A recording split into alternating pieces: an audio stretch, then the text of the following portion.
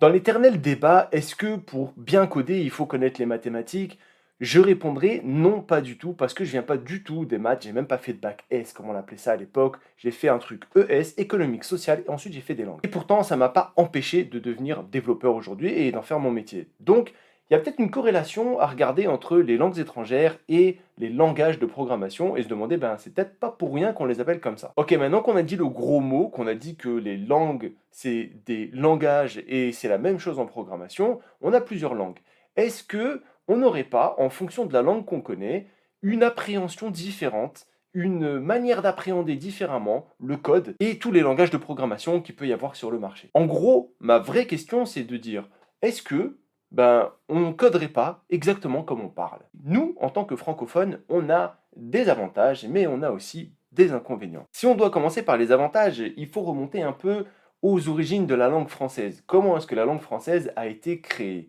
Eh bien, la langue française, elle n'a pas été créée par la pratique, mais elle a été créée de manière protocolaire. C'est-à-dire qu'en gros, on s'est dit, on va d'abord faire une langue et ensuite l'imposer aux gens. C'est très différent de différentes autres langues qu'il peut y avoir. Là, on avait une nette différence entre les gens qui savaient parler et les gens qui ne savaient pas parler, parce que les gens qui savaient parler, c'était les faiseurs de langue, c'est eux qui faisaient la langue, la loi et tout ce qui s'imposait aux autres. Et donc, il était très facile de faire des distinctions, des clans, des érudits, on appelait ça des gens qui étaient des copistes, qui écrivaient, les moines, c'était les religieux. Eux, ils avaient le savoir et ils étaient une minorité. Les autres, ils ne savaient pas parler, ils avaient des accents provinciaux, etc. On le voit souvent, ça revient dans l'actualité, il y a des hommes politiques qui se moquent des accents des autres, etc. Et en fait, c'est même pas c'est même pas méchant, c'est qu'on est câblé comme ça. En tant que francophone, on a appris une langue, et cette langue, en fait, elle nous apprend à respecter les règles. Je te prends un truc tout bête, hein. L'histoire des poux, hiboux, genoux, etc. Il y a des X à la fin, pourquoi? Pourquoi il y a des S dans certains et pas dans d'autres? Pourquoi est-ce que tu dis un cheval, des chevaux, mais un chantier naval, des chantiers navals avec un S? Pourquoi est-ce que... enfin, il y a plein de trucs comme ça. L'histoire du CO2 qui s'accorde, si le truc il est avant le verbe ou pas, le CO2 il est avant le verbe ou pas, donc le verbe avoir il va s'accorder ou pas. Toutes ces règles, en fait, qui en plus sont sujettes à divergence en haut lieu, s'imposent à nous et on doit les respecter. J'ai des enfants et je pense que si tu as des gosses et que tu commences à leur faire les devoirs, eh ben, tu te rends compte qu'en français, la seule explication qu'il y a, c'est que c'est comme ça. Il n'y a pas d'explication derrière. C'est juste que, en fait, on a imposé des règles. Et ça nous conditionne dans notre manière d'appréhender le monde et en particulier, parce que c'est de ça dont on parle aujourd'hui, notre langage de programmation. Donc en gros, une fois qu'on apprend un truc, on va être très pointilleux dans le sens où le truc doit s'imposer à nous et c'est pas nous qui allons imposer ce qu'on veut au truc. Et quand je dis truc, tu l'auras bien compris, je parle d'un langage, d'un framework ou autre chose. Donc on va être très critique et d'ailleurs, il m'arrivait moi-même sur la chaîne de faire des trucs où on me critiquait sur la manière dont tu faisais pour que ce soit le plus syntaxiquement et le plus minutieusement vrai. Et je me suis souvent posé la question pourquoi? Je suis allé voir un peu et j'ai vu que le monde anglo-saxon, il avait une vision totalement différente. Par exemple, le monde anglo-saxon, il a tout simplement une vision où c'est toi qui as besoin d'exprimer quelque chose et tu vas utiliser des outils pour parvenir à ton besoin. Donc les finalités sont plus importantes que la manière d'y arriver. Or, en français, c'est pas le cas. Je te prends un exemple. Si, par exemple, il y a quelqu'un qui dit un truc, tu n'es pas d'accord avec lui sur Internet. Prenons Twitter, par exemple, c'est très polémique Twitter. Et bien en fait, qu'est-ce que tu vas faire? La première des choses que tu vas voir, c'est est-ce qu'il fait ou pas des fautes d'orthographe. S'il fait des fautes d'orthographe, eh ben ça discrimine totalement son discours. Pourquoi? Ben parce qu'en fait, il est trop bête pour savoir appliquer ce qui s'impose à lui, donc il ne peut pas penser par lui-même. On a ce truc-là, on a en tête, donc forcément, il a tort. Et j'invite en fait tous les développeurs à prendre conscience de ça, parce qu'il y a des avantages, comme on l'a dit dans la langue française, et ces avantages-là, ils sont dus à l'appréhension d'une complexité. C'est-à-dire que c'est super complexe comme langue, c'est très difficile pour les autres à apprendre, on a grandi avec, et on arrive à appréhender cette complexité. Et par exemple, on a une administration qui certes est complexe, mais quoi qu'on en dise et quoi qu'on critique, a beaucoup d'efficacité quand tu vas voir ailleurs, hein. Si tu vas ailleurs dans le monde, l'administration que l'on a, elle est quand même très opérationnelle. Et quand on met quelque chose en place par le haut, ça s'impose très vite. Donc, c'est un avantage. C'est un avantage parce que on est câblé comme ça et on sait diriger comme ça. Et d'ailleurs, on a une relation entre patronat et salarié, mais ça, c'est un autre débat qui est comme ça. Qui est que, ben voilà, on va avoir des gens qui sont très opérationnels parce que il y a cette. Et on va avoir beaucoup moins de. On va dire, d'humeur et de caractère à gérer. On rentre plus dans le rang que d'autres. Après, on peut comparer aux Japonais, etc. Mais c'est une autre question, on n'est pas là-dessus. Donc, ça, c'est des avantages.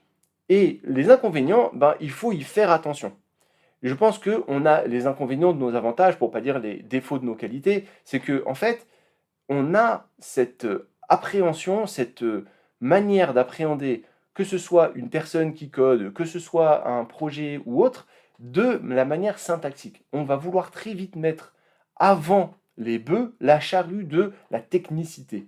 Or, un développeur, c'est pas ce qu'il doit faire. Un développeur, il doit prendre un besoin et il doit traduire ce besoin. Il doit en faire quelque chose pour que, ensuite, ce besoin-là, on puisse le résoudre en fait. On a un problème et on doit arriver à résoudre un problème. Et c'est ça le plus important.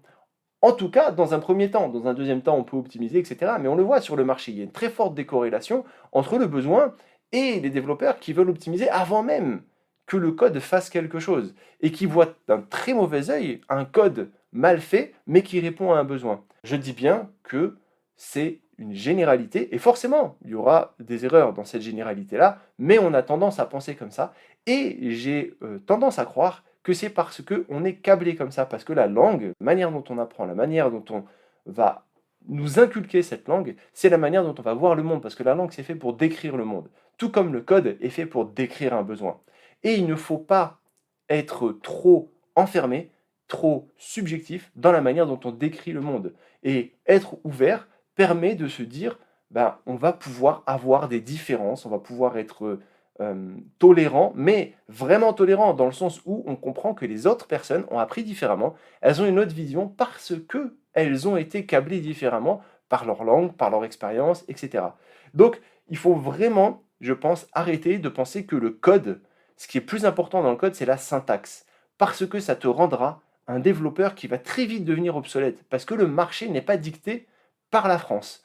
Donc le marché n'est pas dicté par le haut. Il est dicté à l'américaine, il est dicté par le business, par le terrain.